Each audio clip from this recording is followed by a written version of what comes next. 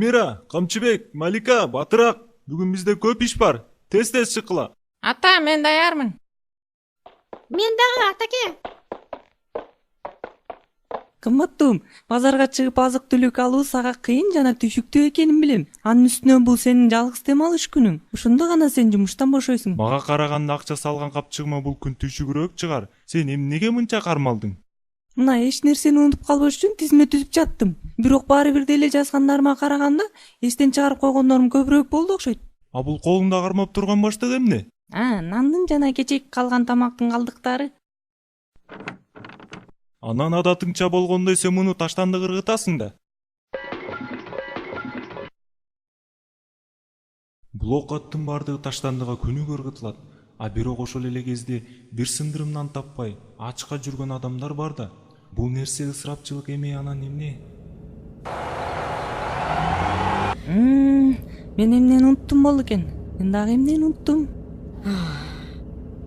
Жанатан бери сенин убактыңды алып жаткан бул эмне болду экен? Сатып алайын дегендерим көбүн эстен чыгарып жазбай калыптырмын. Бул тизмедеги нерселер 4 адамдан турган үй бүлөгө эмес эле бир айылдын элине жетчүдөй го. Кымбаттуум, сенин аялың базарга чыгып бир нерсе сатып алуунун чоң адиси эмеспи? Эч кабатырланба. Ананчы, бул тизмедеги көп нерсе сага кереги жок да.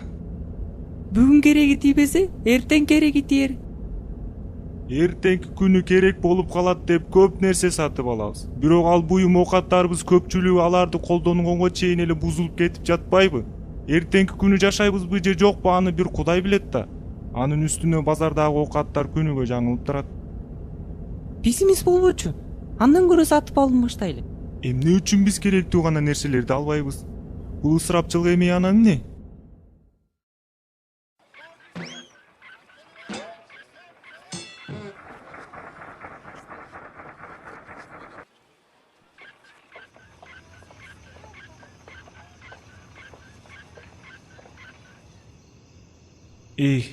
Бул ысырапчылык болбосо анда эмне?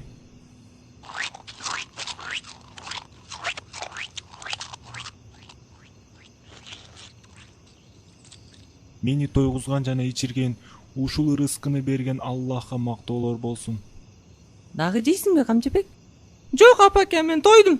А сенчи, Малика? Ой, мен башка жей албайм, апа. Менин ичим азыр жарылат. Жетишет, Гүлмира. Сен буларды өлтүргүң келип жатабы? Аллахтын элчиси ага Аллахтын саламы жана ырайымы болсун. Айткан, курсак адам баласы толтурган эң жаман идиш. Өзүн сакташ үчүн адамга бир эле үзүм тамак жетиштүү. Ал эми зарыл учурда ашказанды 3 бөлүккө болсо болот. Бирөөсүн тамакка, экинчиси суусундукка, үчүнчүсүн абага. Аллах таала айтат: "Жегиле, ичкиле, бирок ысырап кылбагыла.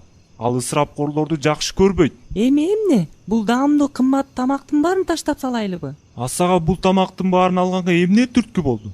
Аллах ысырап кылган адамдарды жакшы көрбөйт. Аллахтын сүйүүсүнө жетүүгө ысырапчылык чоң тоскоолдук кылат. Мунун баарын сатып алып мен чектен чыкты деп ойлойсуңбу? Сен бир эмес 2 жолу чектен чыктың. Биринчиси 4 кишиге деп, бирок 10 адам жей турган тамакты сатып алганыңда. Экинчиси мунун баарын колдонбой, таштандыга таштаганыңда. Мен бул жасаганды ысырап деп эсептейсиңби? Ооба. Азыр жана ар дайым кылып жаткан иштериңди айтып жатам. Аллах айткан: "Ысырап кылбагыла."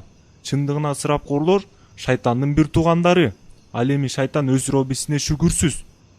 Чындыгында ысырап кылуучулар бул шайтандардын бир туугандарыбы? Шайтандын бир туугандары булар шайтан сыяктуу ысырап кылгандар.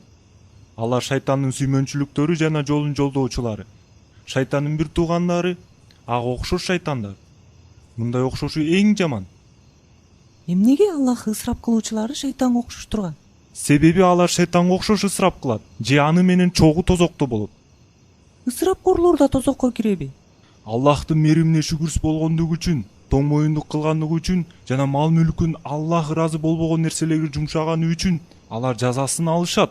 Кимде ким өкүнүп, тобо кылса, Аллах аларды кечирет. Аллахтан кечирим сурайм. О Кудай, бизди шайтандар менен чогуу тирилте көрбө. Шайтандардын жамандыгынан бизди сактай көр. Жана да Аллах бизге байлыгыбызды үнөмдөө жана шарият көрсөткөн жолдо сарптоону буйруду. Ысырапкорлукка тыюу салды. Бирок Аллах сараң болбоону Куранда айтат эмеспи?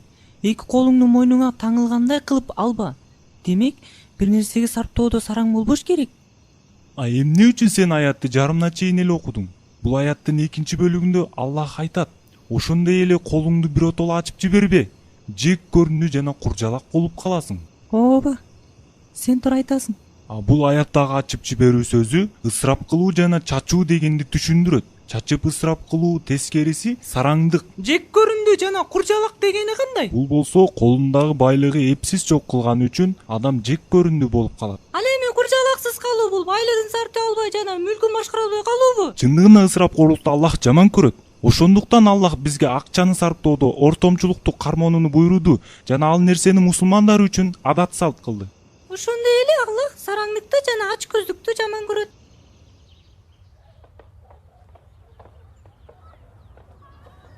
Жана да Аллах дал айтты: алар эгер садака беришсе, ысырапчыл да болушпайт, сараң да болушпайт, ушунун ортосунда турушат.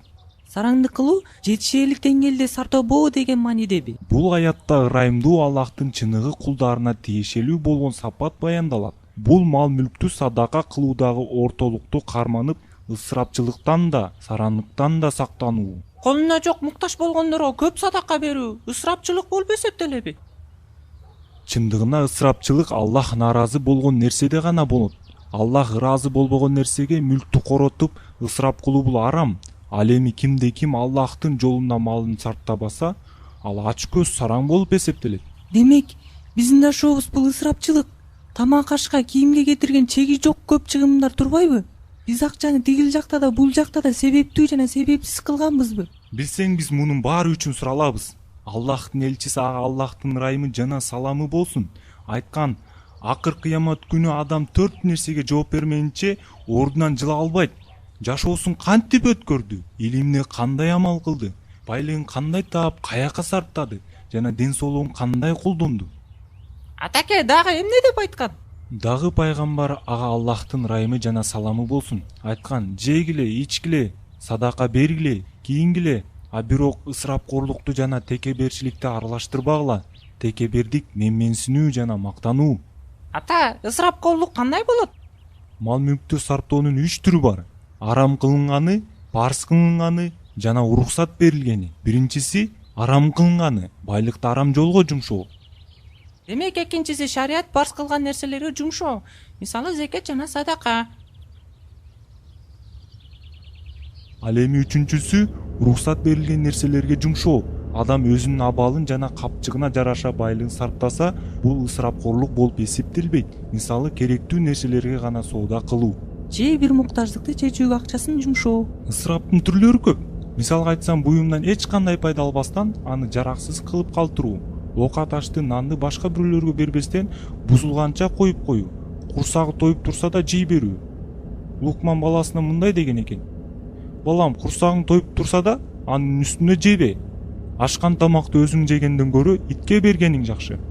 Апа, сиз уктуңузбу? Амчыбек, бул ысырапкорлук экенин апабыз билген эмес. Уктум балам, уктум. Мен жасагандарым үчүн аябай өкүнөм. Орунсуз жок кылуу жана ысырапкорлук үчүн Аллахтан кечирим сурап, тобо кылам. Гүлмира, Угуп жатам кымбатым. мындан ары базарга чыкканда өзүбүзгө керектүү нерсени гана сатып аларыбызга мен ишенем. Шайтандын бир туугандарынан болбой, өзүңдү бардык жактан ченемдүүлүккө тарбияла. Кымбатым, мен сага чын жүрөктөн сөз берем. Мындан ары бардыгын ченем менен колдонуп, ысырап кылуу менен коштошом. Аллах сенден ыраазы болсун, Гүлмира. Ba ba ba ba ba ba ba ba ba ba.